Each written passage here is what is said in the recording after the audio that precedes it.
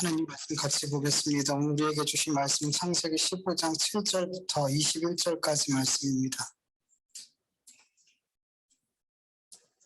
창세기 15장 7절부터 21절까지 교독합니다. 제가 먼저 읽습니다. 그에게 이르시되 나는 이 땅을 내게 주어 소유로 삼게 하려고 너를 갈대아인의 우르에서 이끌어낸 여호와니라. 이르되 주 여호와여 내가 이 땅을 소유로 받은 것은 무엇이니까. 여호와께서 그에게 이르시되 나를 위하여 3년 된 암소와 3년 된 암염소와 3년 된 순양과 산 비둘기와 집 비둘기 새끼를 가져올지니라. 그 모든 것을 가져다가 중간을 쫓겠고 그 쫓긴 것을 가져다 않고 그것을 쫓기지 않았습니다. 솔개가 그 사체 위에 내릴 때에는 아브라함이 쫓았더라. 있을 때에 아브라함이 깊은 잠에 임하고 큰 흑암과 두려움이 그에게 임하였더니 여호와께서 아브라함에게 이르시되 너는 반드시 알라. 내 자손이 이방에서 객이 되어 그들을 섬기겠고 그들이 400년 동안 내 자손을 괴롭히리니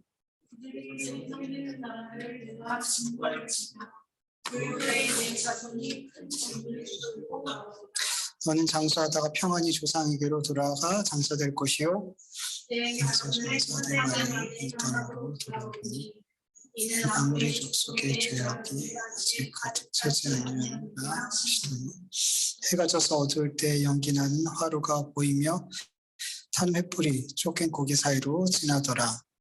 그날에 여호와께서 아브라함과 더불어 언약을 세워 이르시되 내가 이 땅에 꼭금까지부터 큰 브라데까지 내 자손에게 주노니 곧 겐 족속과 그니스 족속과 간몬 족속과 헷 족속과 리스 족속과 아 족속과 같이 읽습니다. 아모리 족속과 가나안 족속과 기르가스 족속과 여부스 족속의 땅이라 하셨더라. 아멘.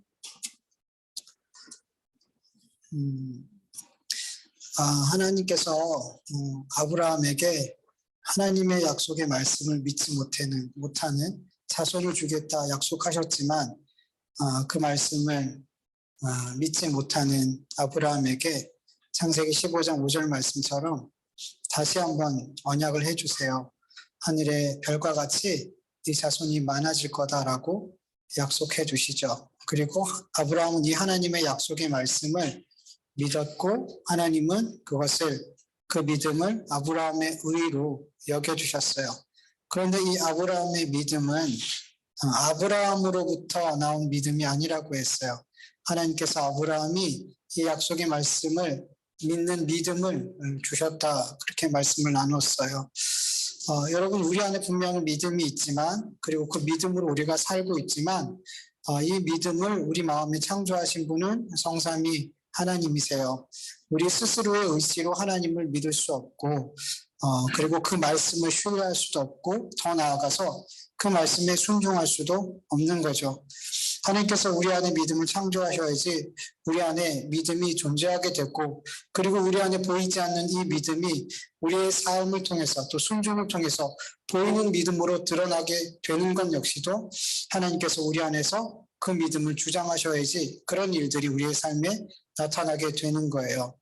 여러분 우리의 삶 어떤 순간에는 정말 담대하게 하나님의 말씀을 믿고 순종할 때가 있죠. 아브라함이 본토 친척 아비집을 떠나서 가나안 땅을 향해서 가는 것처럼 자신의 종 318명을 데리고 그들과 오멸 연합군을 쳐부술 때처럼 그리고 독자 이삭을 망설임 없이 하나님께 번제로 드리기 위해 모리아 산을 향해 떠날 때처럼 그렇게 믿음으로 담대히 순종할 때가 있죠.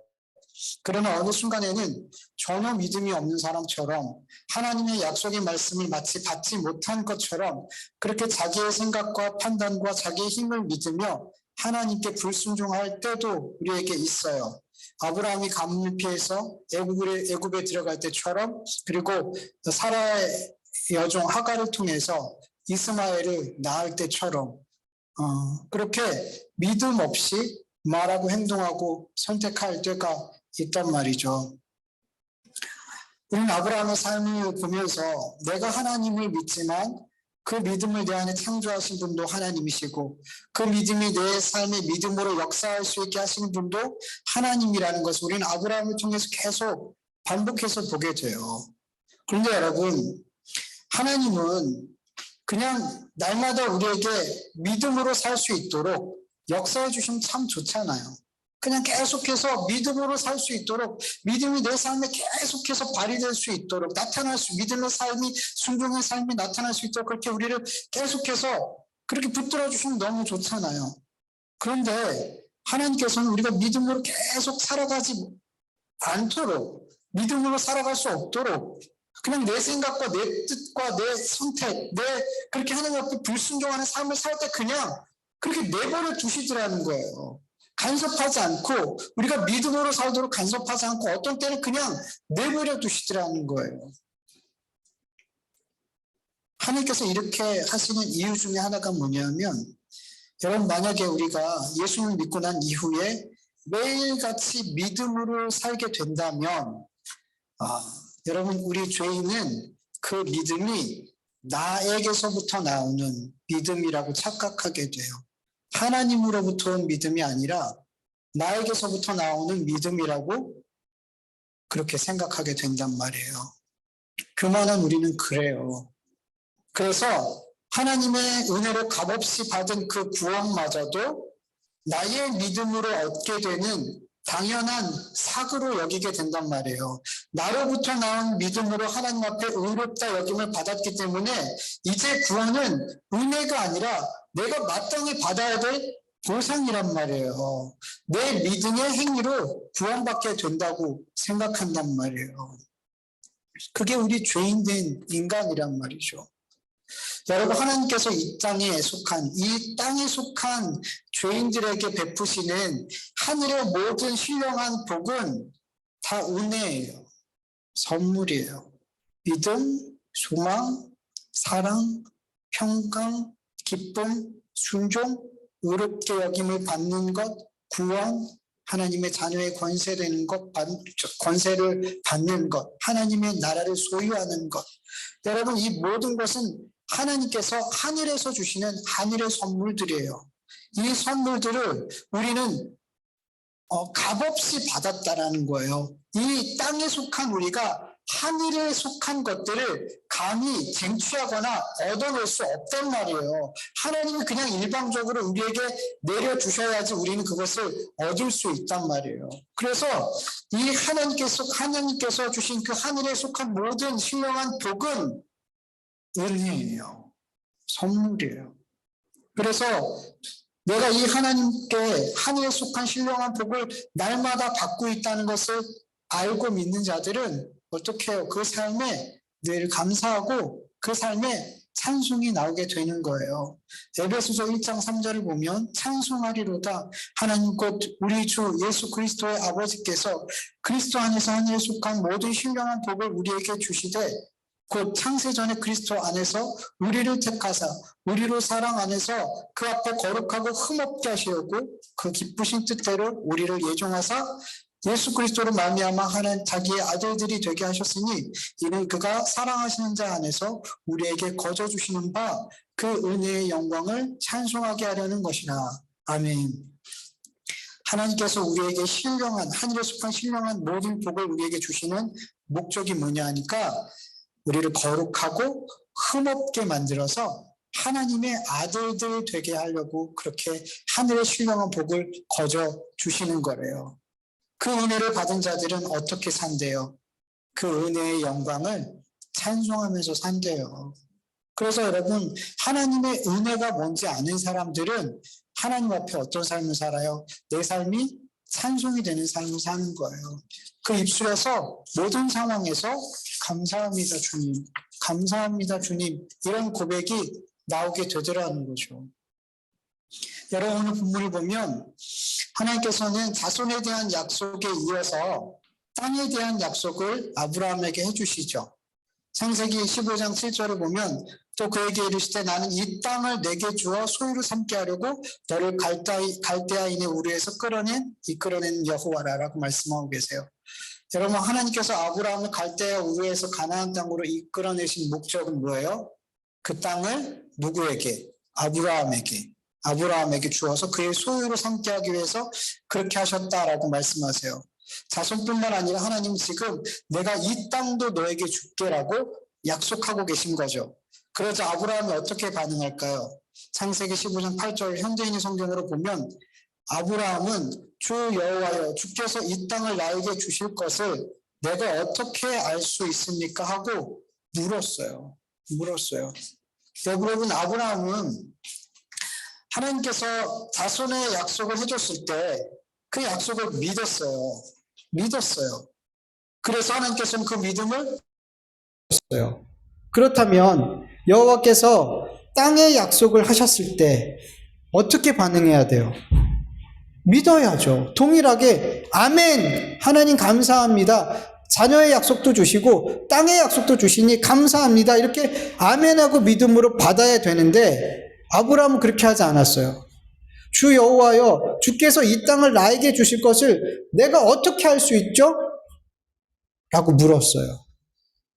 즉 아브라함은 여호와 하나님께서 이 땅을 나에게 주실 것을 이 약속의 말씀에 대해서 어떤 표징을 겉으로 드러나는 어떤 증거를 보기를 원했어요. 제가 어떻게 알겠어요, 하나님? 좀 알려주세요. 뭔가 좀 보여주세요. 이렇게 말한 거예요.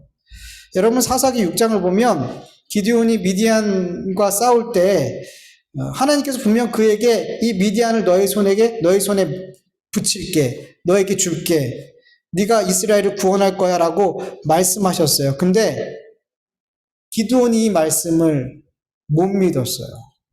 네. 그리고 하나님 앞에 표징을 구해요. 표징을. 사사기 6장 36절에서 46절까지 말씀을 쭉 보면 읽지는 않을게요.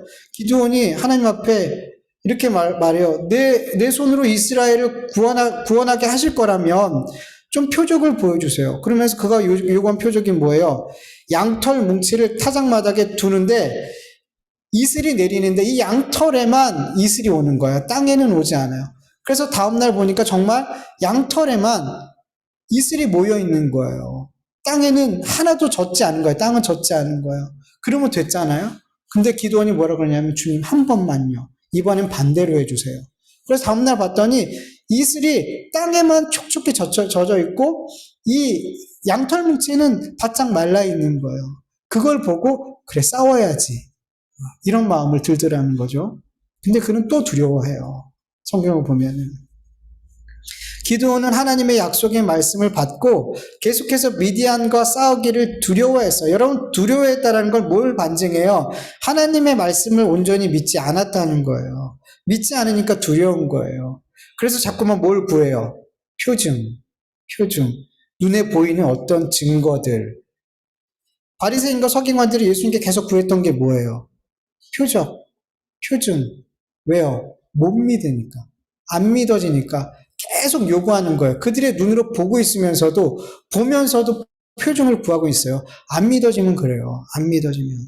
여러분 히브리서 11장 1절을 보면 믿음은 바라는 것들의 실상이요 보이지 않는 것들의 증거다 그러죠. 이게 믿음이에요. 믿음이 이런 거래요. 근데 자꾸만 눈에 보이는 증거를 통해서 믿으려고 해요. 이건 뭐예요?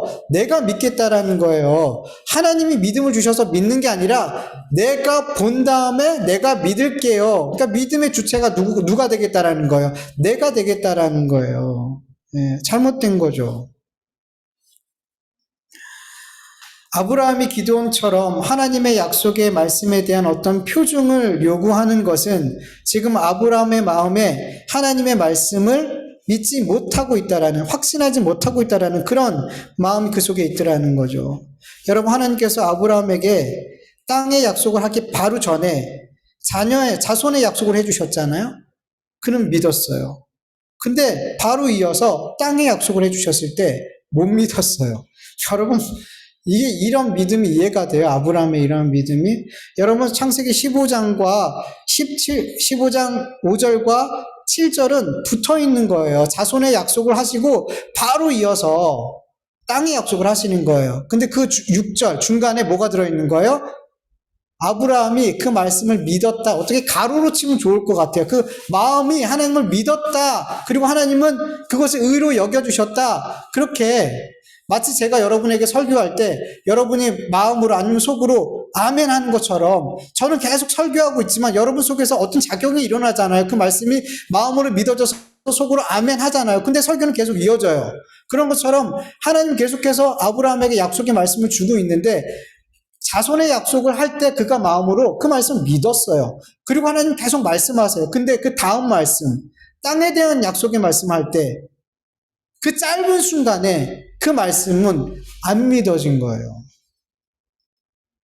안 믿어진 거예요. 그래서 표징을 구하는 거예요. 여러분, 아브라함의 믿음이 아브라함의 것이라면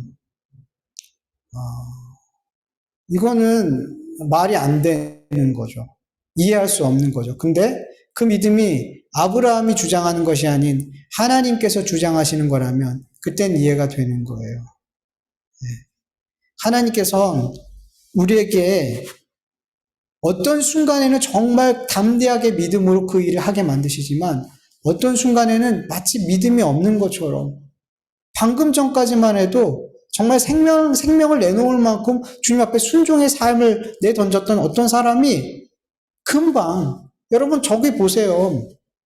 엘리야 보세요. 엘리야가 850명의 그 우상 섬기는 제사장들과 싸우고 나서 이세벨이 너 죽일 거야 하니까 어떡해요? 무서워서 도망가잖아요. 방금 전까지만 해도 하늘에서 불을 내리면서 제단을 태웠던 그 믿음의 사람이었단 말이에요. 여러분 믿음이라는 건 그런 거예요.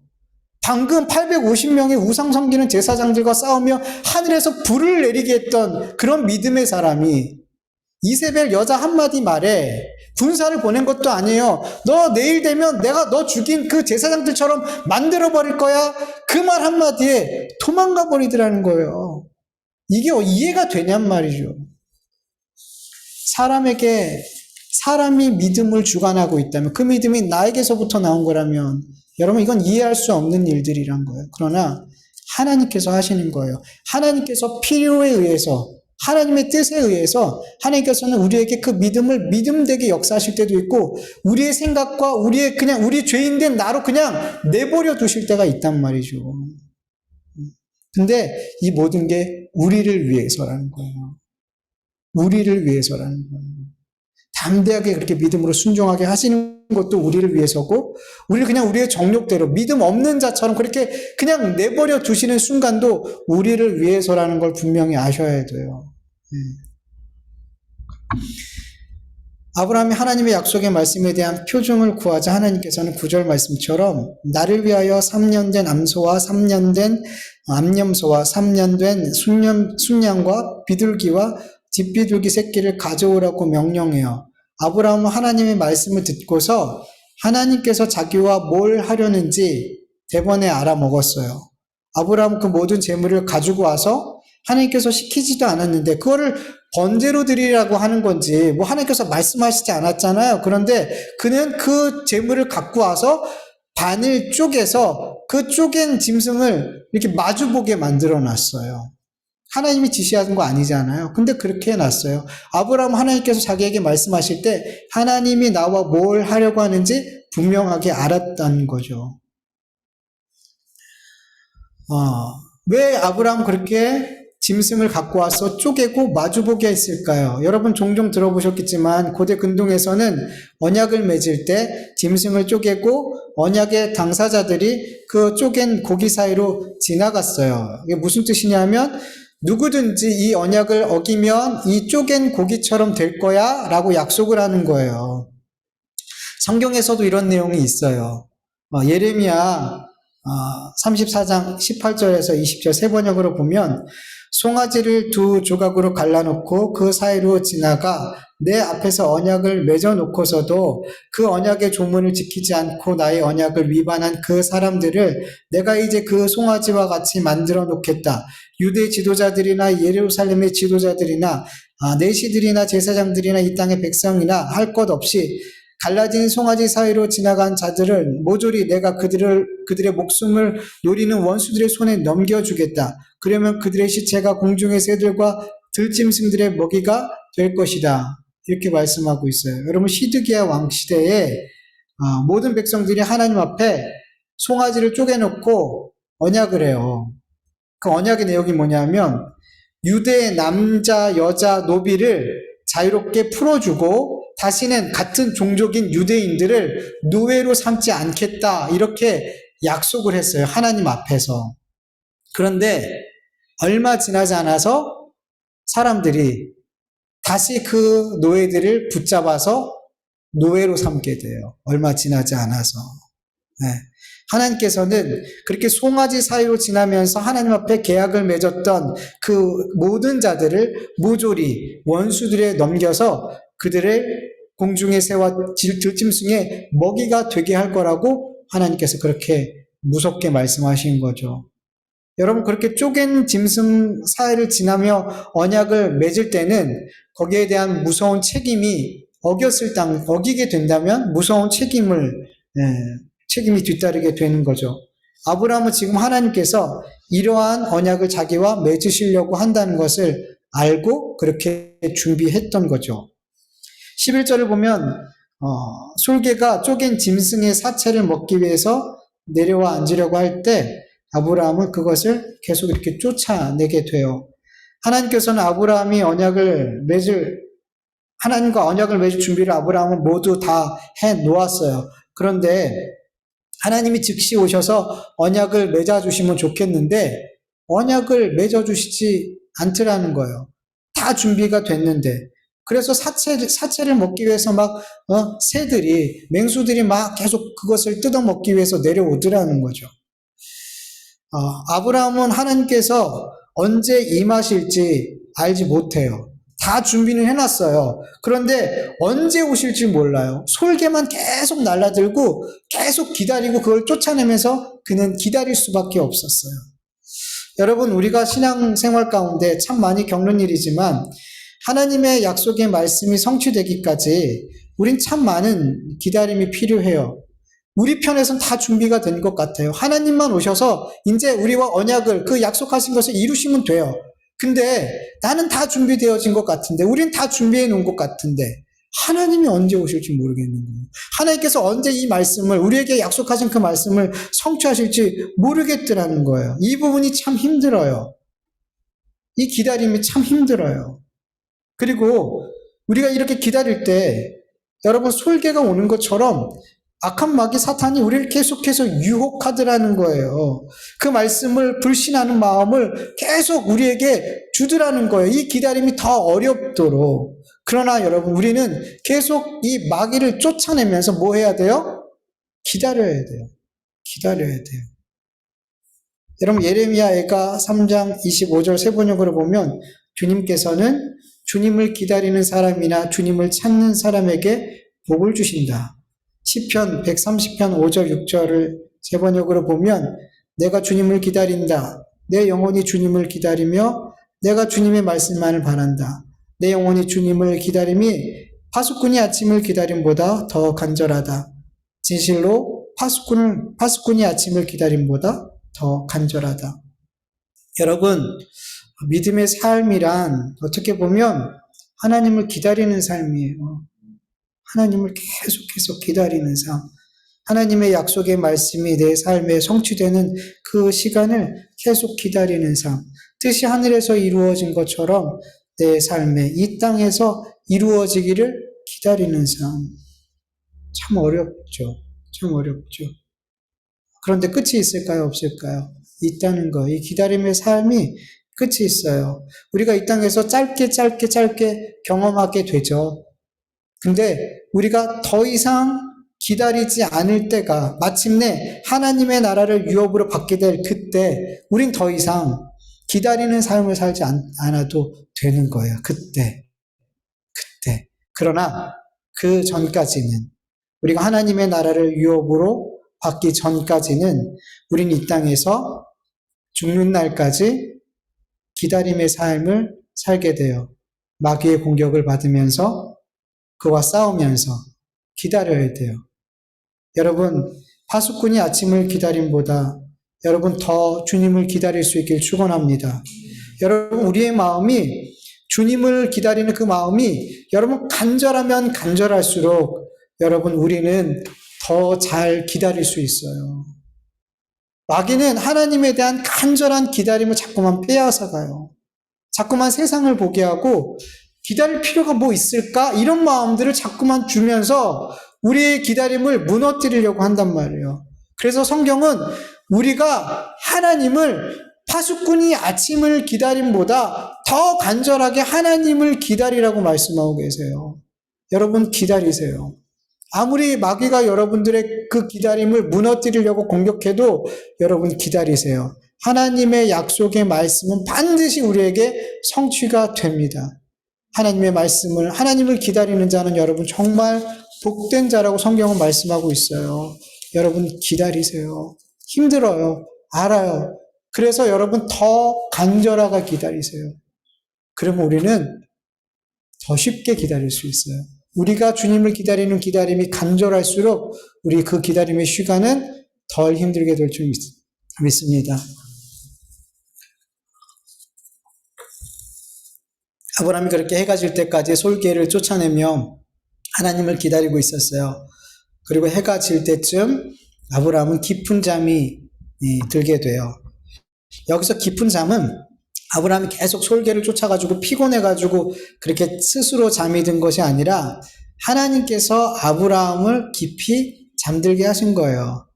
히브리 원문으로 직역하면 깊은 잠이 아브라함에게 떨어졌다 이렇게 되어 있어요. 그러니까 아브라함이 스스로 잠든 게 아니라 하나님께서 아브라함을 깊이 잠들기 하기 위해서 깊은 잠을 아브라함에게 떨어뜨린 거예요. 그래서 그는 하나님에 의해서 깊이 잠이 들고 그리고 동시에 아브라함은 큰 흑암과 두려움이 아브라함에게 임하는 것을 느끼게 돼요. 큰 흑암과 두려움은 보통 하나님께서 사람에게 임하실 때 일어나는 현상 가운데 하나예요. 하나님은 빛이시잖아요. 근데 구약에 보면 하나님께서 짙은 어둠 속에 계세요. 거기로 모세가 들어가고 그러세요. 그래서 뭐 어둠은 꼭 뭐 그렇게 표현하는 건 아니에요. 하나님은 짙은 어둠 속에도 계세요. 그래서 그런 큰 어둠과 또 두려움은 하나님께서 우리에게 임하실 때 일어나는 현상 중에 하나예요. 그러니까 즉 의식이 없는 상태로, 그러니까 환상 가운데 지금 하나님의 임재를 아브라함이 지금 맞이하게 된 거죠. 그렇게 하나님께서 아브라함에게 임하게 됐을 때 가장 먼저 아브라함에게 뭐라고 말씀하시냐면 13절, 14절 같이 보면은 내 자손이 이방에서 객이 되어 그들을 섬기겠고 그들은 400년 동안 내 자손을 괴롭히리니 그들이 섬기는 나라를 내가 징벌하며 그 후에 내 자손이 큰 재물을 이끌고 나오리라. 이렇게 갑자기 땅의 약속을 하시는데 갑자기 자손들이 400년 동안 객이 되고 괴롭힘을 받고 하나님께서 그 나라를 징벌하시고 그 자손들이 아브라함의 자손들이 큰 재물을 끌고 나오겠다라고 갑자기 이런 말씀을 하시더라는 거죠. 여러분 이 말씀은 어떤 말씀인지 너무 잘 알죠 우리는. 애굽에서 이스라엘 백성들이 400년 동안 종살이 하다가 모세를 통해서 하나님께서 10가지 재앙으로 애굽을 치시고 그들이 많은 재물을 갖고 이스라엘 백성들이 출애굽하게 되잖아요. 이 말씀이잖아요. 이 말씀을 하나님께서 예언하고 계신 거예요. 그리고 16절 말씀을 보면 아브라함의 자손이 4대 만에 가나안 땅으로 돌아와서 드디어 그 땅을 소유하게 된다라고 말씀하세요. 여러분 하나님께서는 왜 이렇게 오랜 시간이 지난 이후에 가나안 땅을 아브라함의 자손에게 주시는지 그 이유에 대해서도 하나님께서 말씀하세요. 아모리 족속, 그러니까 가나안 족속, 가나안 땅에 있는 사람들의 죄악이 아직 가득 차지 않았기 때문이다 라고 말씀하세요. 성경을 보면요 하나님께서는 죄인들이 악이 가득 찰 때까지 기다리시더라고요. 소돔도 그렇고 소돔도 그랬잖아요. 우리 앞으로 이제 보겠지만 그리고 니느웨 성도 그렇고 그들의 죄악이 이스라엘도 그랬죠.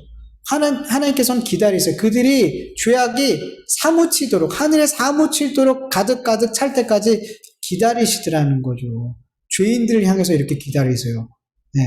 하물며 여러분 하나님의 백성을 향해서 얼마나 기다리시겠어요? 죄인들에게도 이렇게 기다리시는데. 그렇게 그들의 죄악이 하나님의 심판을 받아 마땅할 그때까지, 가득 찰 때까지 기다리시다가 하나님께서 이스라엘 백성들을 통해서 그들을 심판하시고 그 땅을 이스라엘 백성에게 주시겠다 말씀하시는 거예요. 여러분, 이 말씀을 통해서 우리가 한 가지 알 수 있는 것은, 여러분, 이 세상의 모든 역사가 누구의 손에 달렸어요? 하나님 손에. 하나님께서 계획하시고 하나님께서 성취하시는 거예요.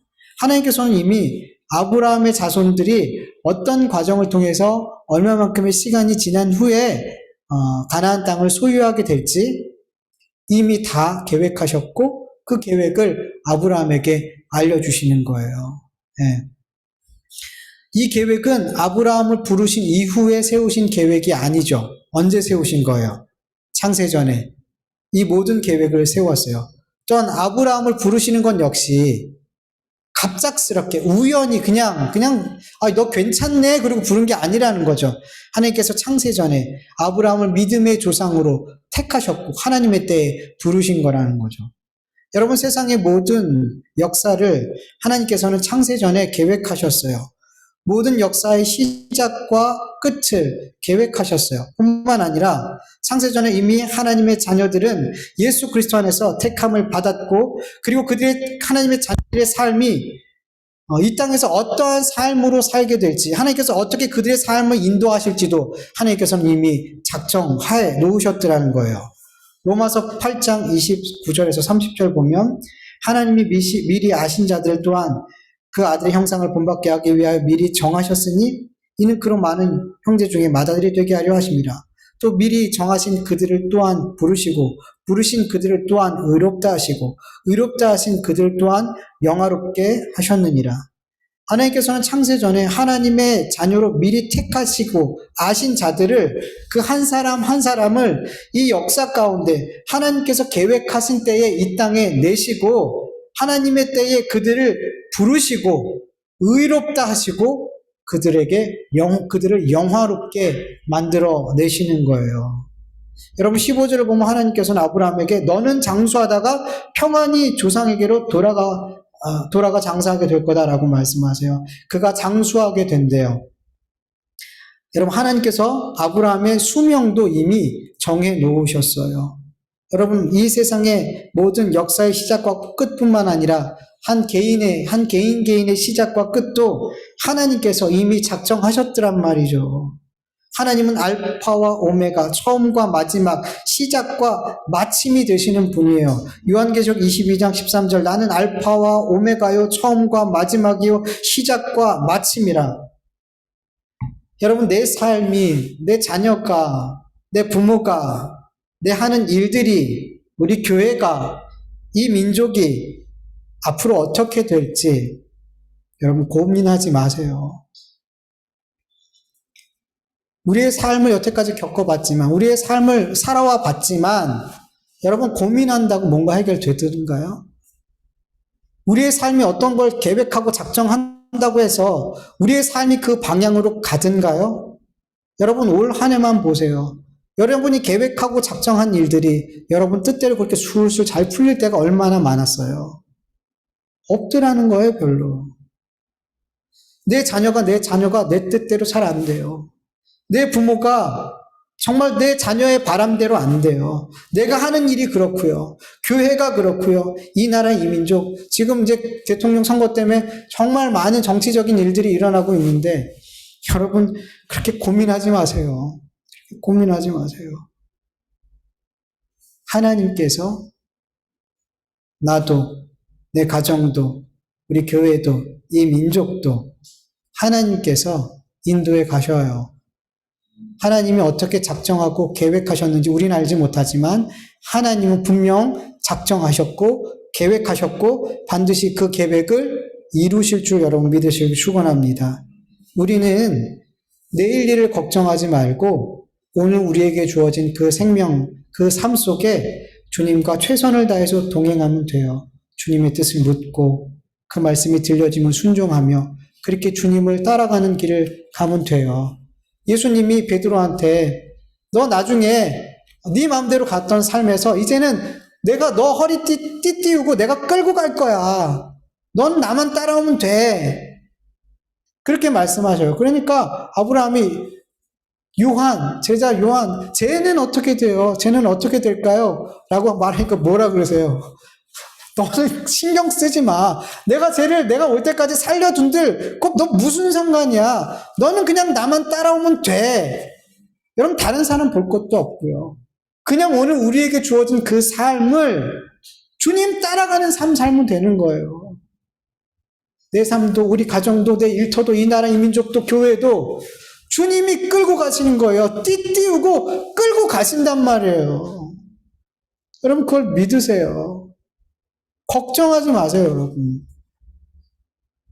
내일 염려까지 끌어다가 하지 마세요. 내년에 있을 일까지 끌어다가 하지 마세요. 이제 3살, 4살 된 애를 다 컸을 때 애를 다 컸을 때까지 걱정하고 있냔 말이에요. 이 꼬맹이를 가지고, 뭐, 그것까지 걱정하고 계세요.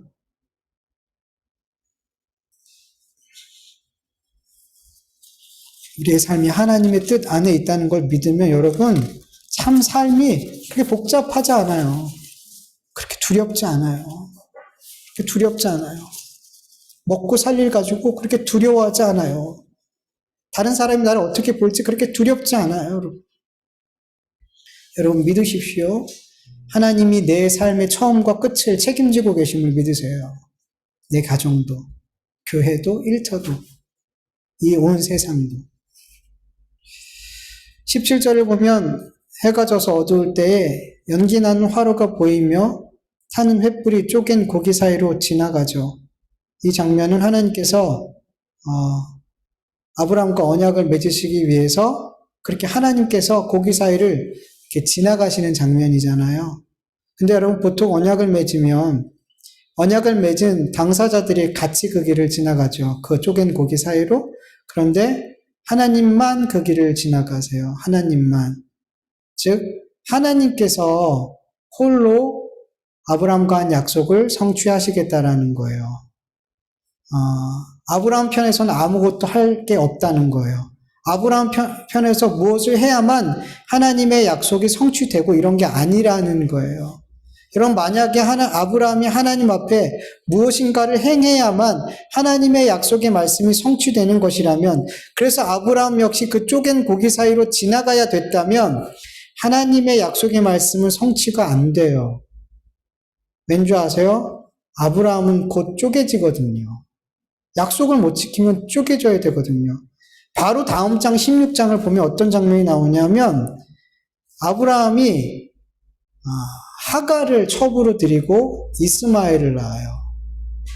하나님과 언약을 맺었는데 바로 다음 그는 하나님 앞에 불순종을 내놓게 돼요. 그럼 어떻게 돼요? 쪼개져야죠. 그럼 하나님의 약속이 성취가 안 되죠. 아브라함을 통해서 약속하신 모든 약속이 성취가 안 되잖아요. 그래서 하나님 홀로 지나가시는 거예요. 모든 언약이 그래요. 하나님이 이스라엘 백성과 다 언약을 맺고 우리와도 맺는데 그 모든 약속은 누가 성취하세요? 하나님이 성취하세요. 우리 편에서 뭔가를 해야지 하나님의 약속이 성취가 된다면 그 말씀은 하나도 성취가 되지 않아요. 왜? 우리는 죽어야 되니까. 우리는 그 말씀을 못 지켜요. 하나님의 말씀을 우리 하나님과 분명히 언약을 했지만 우린 그걸 못 지켜낸단 말이에요. 우린 쪼개져야 된단 말이에요. 그러니까 하나님의 약속의 말씀은 지켜지지 않아요. 그래서 하나님은 언제나 하나님의 약속의 말씀을 홀로 성취해 가시는 거예요. 하나님은 그런 능력이 있으시지만 전능하시니까 우리는 약속을 지킬 힘이 없어요. 지킬 힘이. 그래서 여러분 구원은 우리 인간의 편에서 단 1%도 보탤 수가 없는 거예요. 하나님께서 100% 성취하시는 거예요. 그래서 구원이 하나님의 전적인 은혜인 거예요. 그리고 아브라함이 믿음의 조상으로 세워질 수 있었던 건 역시도 아브라함이 뭔가를 보태서가 아니라 뭔가 굳은 결심을 하고 뭔가 멋진 믿음의 삶을 내놔서가 아니라 하나님께서 100% 역사하신 거란 말이에요. 네. 그래서 바울은 이렇게 고백하죠. 고린도전서 15장 10절에 그러나 내가 나된 것은 하나님의 은혜로 된 것이니 내게 주신 그 은혜가 헛되지 아니하여 내가 모든 사도보다 더 많이 수고하였으나 내가 한 것이 아니요 오직 나와 함께 하신 하나님의 은혜로다. 여러분, 이게 우리의 고백이어야 돼요. 그렇게 예수 믿는 사람을 핍박하고 잡아 죽였던 그가 예수님을 믿게 된 건 뭐래요? 누구 때문이래요? 하나님의 은혜예요. 내가 지금 이렇게 예수님 믿는 거 하나님의 은혜예요. 그리고 내가 사도들보다 더 열심히 주님을 전하는 이렇게 많은 수고를 했는데 이건 역시도 누구래요? 내 힘으로 하고 내가 자랑할 것으로 내놓을 수 있는 것이 아니라 이것도 하나님의 은혜예요. 나와 함께 하신 하나님의 은혜예요. 그러니까 바울의 고백 안에는 은혜 말고는 하나님이 나에게 베풀어 주신 은혜 말고는 그의 삶을 설명할 수가 없는 거예요. 예수님을 믿는 것도 그 믿음의 삶을 열심히 살아내는 것도 다 하나님이 주신 은혜라고밖에 말할 수 없는 거예요. 나의 나된 것은 하나님의 은혜예요. 여러분이 지금 여러분의 모습으로 이만큼 세워진 것 하나님의 은혜인 걸 믿으시길 축원합니다. 내가 내 모습을 볼 때 속상해요. 나는 왜 이렇게밖에 못할까? 내가 하나님 앞에 이런 은혜를 받고 사는데 난 왜 늘 이 정도밖에 머물지 못, 계속 이렇게 머물러 있을까? 왜 앞으로 더 나아가지 못할까? 내 마음은 원하는데 왜 내 삶은 그렇게 못 따라갈까? 여러분 계속 그런 마음이 들 때도 있고 나를 자책할 때도 있고 그렇죠. 그런데 여러분 지금 여러분의 그 모습 그대로 여러분 감사하길 축원합니다. 하나님이 여러분을 그렇게 이만큼 만들어내신 거고요. 앞으로 더 하나님께서 만들어 가실 줄 믿으시고 축원합니다. 여러분 아셔야 돼요. 지금 내 모습이 완성이 아니에요. 아니란 말이에요. 제발 지금 내 모습 보면서 속상해하지 마세요. 완성이 아니라니까요, 여러분. 저도 완성이 아니에요. 저도 앞으로 하나님께서 하나님의 말씀을, 그 은혜를, 그 사랑을 분명히 더 깨닫고 알게 하셔서 더 주님을 사랑하는 사람으로 만들어내실 거예요. 여러분들도 반드시 그렇게 만들어내실 거예요. 아브라함처럼. 하나님이 그렇게 아브라함을 만들어내시는 걸 우리는 알잖아요. 바울을 그렇게 만들어내셨잖아요. 우리도 그렇게 만들어 가실 거예요. 그러니 여러분, 오늘 내 모습, 이만큼 오게 하신 것, 나이 나된 것, 하나님의 은혜예요. 은혜로 받으세요, 제발. 여러분의 모습을 감사함으로 받으세요. 하나님은 반드시 여러분을 계속해서 아브라함을 만들어 가시는 것처럼 그렇게 믿음의 사람으로 만들어 내실 줄 믿습니다. 기다리세요. 하나님을 믿고 기다리세요. 우리 정종자가 찬양했던 찬양이 좋아서 우리 같이 좀 고백했으면 좋겠어요. 어떤 찬양이냐면 우리는 기대하고, 우리 하나님을 정말 기대하고 기대하는 마음을 갖고 기도하고 그 하나님을 기다렸으면 좋겠어요. 특별히 이 찬양을 하면서 기도하는 마음으로 찬양하고 또 기도할 건데요. 하나님, 내년을 기대합니다. 올 한 해 하나님께서 나를 이렇게 믿음의 사람으로 또 이전과 다른 모습으로 나를 세워주셨는데 하나님, 내년에 더 하나님을 더욱 사랑하는 사람으로 믿음의 삶을, 그 십자가의 길을 더 잘 따라가는 우리로 세워주세요. 그 주님을 기다릴게요. 그리고 우리의 삶에 고쳐져야 될 부분들을, 이 나라의 민족, 이 교회에 고쳐져야 될 부분들을 주님 고쳐주세요. 그리고 주님 영광 받아주세요. 그런 한 해가 되기를 기대합니다, 하나님. 그런 마음으로 찬송하고 또 우리 같이 기도하죠.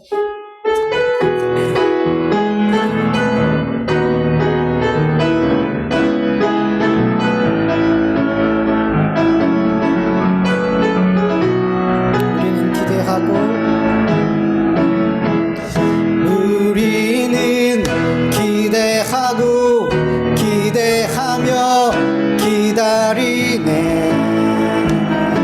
주께서 이 땅 고치실 것을. 우리는 기대하고 기도하며 기다리네.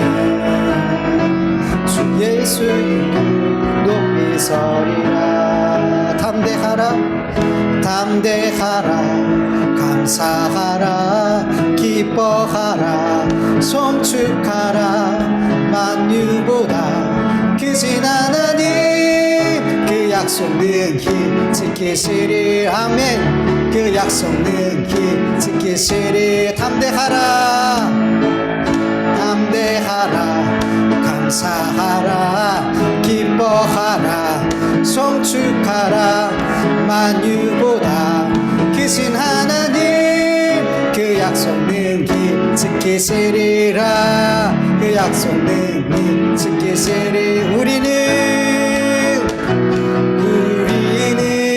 기대하고 기도하며 기다리네 주께서 이 땅 고치실 것을 우리는 기대하고 기도하며 기다리네 주 예수 이름 높이 서리라 담대하라 담대하라 감사하라 기뻐하라 송축하라 만유보다 크신 하나님 그 약속 능히 지키시리라 그 약속 능히 지키시리 우리는 기대하고 기도하며 기다리네 주께서 이 땅 고치실 것을 우리는 기대하고 기도하고 기다리네 주 예수 높이 서리라 우리 같이 기도하죠. 하나님 제가 저를 기대하지 않습니다. 내 주변의 상황들을 기대하지 않습니다. 주님만 기대합니다. 주님께만 기도합니다. 주님만을 기다립니다. 주님 저에게 우리에게 이 마음을 주시옵소서. 그렇게 주님을 기다리는 것이 내 삶의 복임을 믿게 하여 주시옵소서. 믿음의 삶이 기다림의 삶이라는 것을 믿게 하여 주시옵시고 하나님이 기다리는 자에게 복된 응답을 허락해 주심을 믿습니다. 하나님께서 그 약속하신 것을 반드시 이루어 가 주실 줄 믿습니다. 하나님 우리의 내년을 기대하게 하여 주시옵소서. 내년이 불안하고 두렵고 맞이하고 싶지 않은 한 해가 아니라 하나님 때문에 기대하고 기대가 되는 그런 은혜를 우리에게 베풀어 주시옵소서. 우리 같이 기도하겠습니다. 하나님 아버지 감사합니다. 나를 보면 그리고 이 세상을 보면 무엇 하나 기대하고 또 기댈 것도 없습니다. 아버지 하나님 우리가 주님을 기대하길 원합니다. 주님께서 우리에게 약속하신 그 말씀을 믿고 붙들면서 하나님께서 우리에게 행하실 그 일들을 기대하고 기도하며 그렇게 끝까지 기다릴 수 있는 우리가 되게 하여 주시옵소서. 2022년 하나님 우리가 두렵고 맞이하고 싶지 않은 한 해가 아니라 주님 때문에 설레며 기다려지는 한 해가 되어줄 수 있도록 도와주시옵소서. 아버지 내년 한 해도 우리를 믿음의 사람으로 하나님을 더욱 사랑하는 사람으로 하나님을 위해서 영광된 삶을 사는 사람으로 하나님께서 우리를 그렇게 만들어 가실 것을 우리가 기대하게 하여 주시옵시고 그렇게 되기를 기도하게 하여 주시옵시고 그렇게 하나님의 말씀이 내 삶에 이루어지기를 간절히 기도할 수 있는 우리의 삶이 되어줄 수 있도록 하나님이 역사하여 주시옵시길 간절히 원합니다. 하나님 나의 삶뿐만 아니라 내 가정을 아버지 우리의 교회를 그리고 이 나라 이 민족을 하나님께서 인도해 주실 줄 믿습니다. 아버지 하나님 내가 어찌할 수 없습니다. 내가 만들어갈 수 없습니다. 내가 세울 수 없고 내가 변화시킬 수 없습니다. 하나님을 기대합니다. 하나님께서 내 가정을 변화시킬 것을 기대합니다. 하나님께서 내 교회를 변화시킬 것을 기도합니다. 하나님께서 내 일터를 변화시킬 것을 기대합니다. 하나님께서 이 교회와 이 나라 이 민족을 변화시켜 주실 것을 것을 기다립니다. 그리고 기대합니다. 그리고 기대합니다. 하나님 역사하여 주시옵소서. 감사합니다. 감사합니다 주님. 감사합니다 주님. 주님께서 하실 것을 믿으며 감사하며 예수님의 이름으로 기도합니다.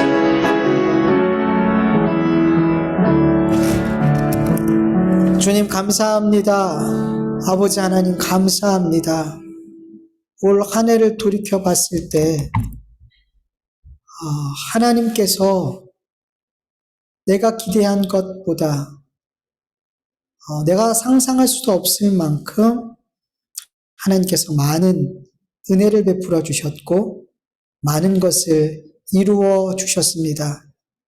내 눈에 볼 때는 오히려 잃어버린 것 같고 아무것도 성취가 된 것 같이 보이지 않지만 하나님 우리의 영적인 눈을 뜨게 하여 주셔서 이 올 한 해가 가기 전에 하나님께서 나에게 얼마나 많은 언약을 성취해 주셨으며 나에게 얼마나 많은 하늘의 신령한 복을 허락해 주셨는지 반드시 깨닫게 하시고 그 은혜를 찬송하며 감사하며 이 한 해를 마무리할 수 있도록 하나님께서 은혜를 베풀어 주시옵시기를 간절히 기도합니다.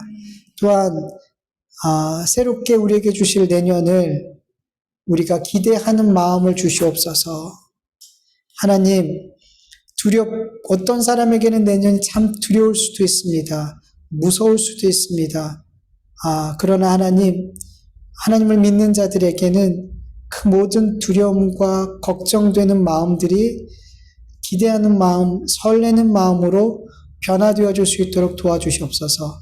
내년에 하나님께서 나에게 또 얼마나 많은 은혜를, 하늘의 신령한 복을 베풀어 주실지, 내년에 얼마나 하나님을 더욱 사랑하게 하고 하늘의 비밀들을 깨닫게 하시고 내 삶을 정말 하나님이 기뻐하시는 산 제사로 드리게 할 것이며 또 우리의 교회와 이 나라의 민족을 어떻게 인도하실지를 정말 기대하며 또 기대할 수 있는 우리 모두가 되어줄 수 있도록 도와주셔서 내년이 정말 기대되고 설레는 그런 마음으로 맞이할 수 있는 우리 모두가 되게 하여 주시옵소서.